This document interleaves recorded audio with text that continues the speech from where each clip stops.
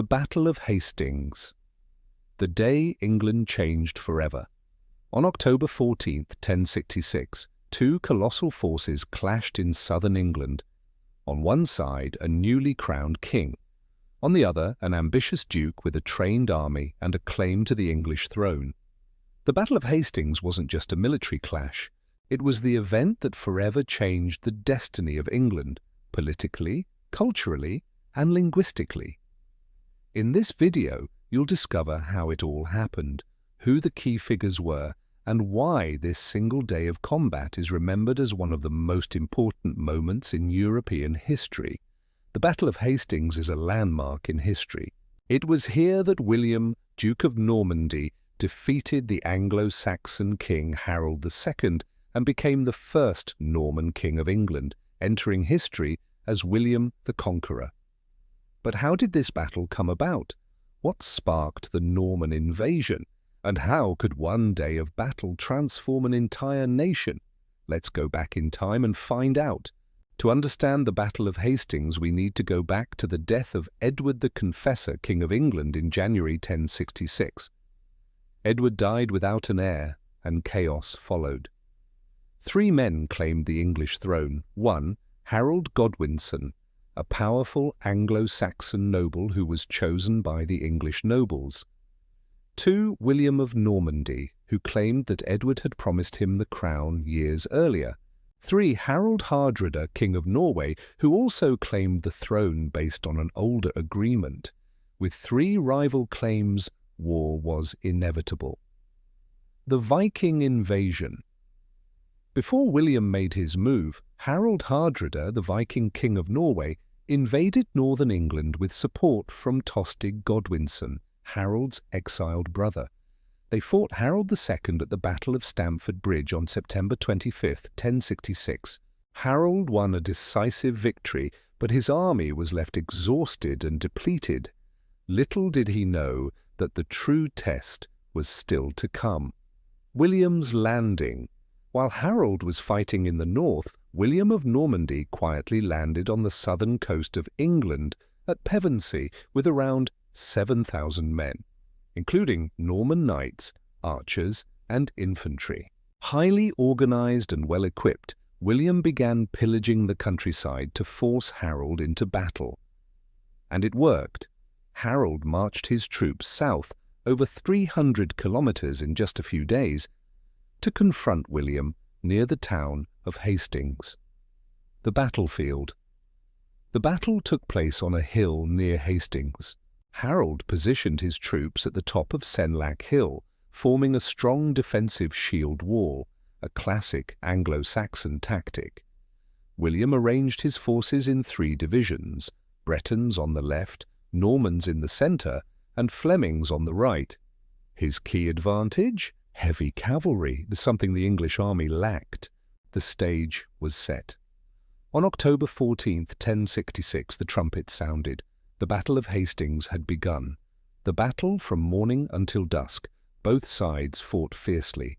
Harold's shield wall was highly effective. Norman archers launched volleys, but the slope of the hill and the shields protected the English troops. William sent in his infantry, followed by cavalry charges, but they were repeatedly repelled. The Normans began to lose morale. At one point, a rumor spread that William had been killed, but he removed his helmet and shouted, "I'm alive! Fight on!" The troops rallied. Then came the turning point, the feigned retreat, the decisive tactic. The Normans pretended to flee.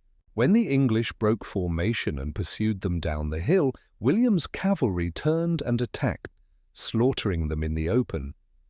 With the shield wall weakened, William launched a final assault. During the melee, King Harold was struck in the eye by an arrow, according to the famous Bayeux tapestry, a medieval embroidery that depicts the battle. With Harold dead, the English army collapsed. The fields of Hastings were covered in bodies. Aftermath. The Norman victory was total. Within months, William was crowned King of England on Christmas Day 1066 at Westminster Abbey. The consequences were massive. One, political change. Anglo-Saxon nobility was replaced by Norman barons. William redistributed land and strengthened feudalism. 2. Cultural shift. The Norman Old French language merged with Old English, forming the basis of modern English.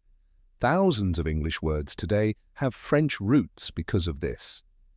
3. Architectural legacy. The Normans built stone castles like the Tower of London to control and symbolize their new rule.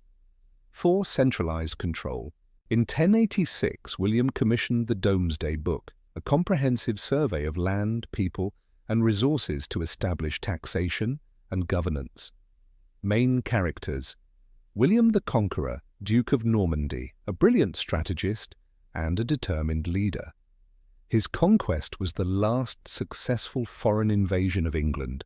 Harold II Godwinson, the last Anglo-Saxon king of England.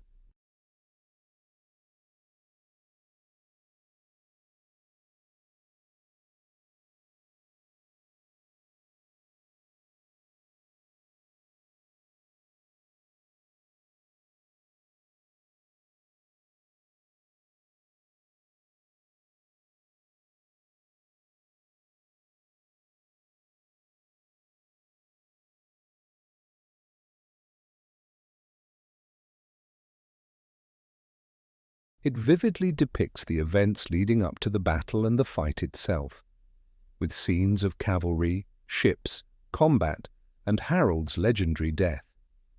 It is one of the richest visual sources of medieval history, a kind of embroidered documentary from the 11th century. Closing.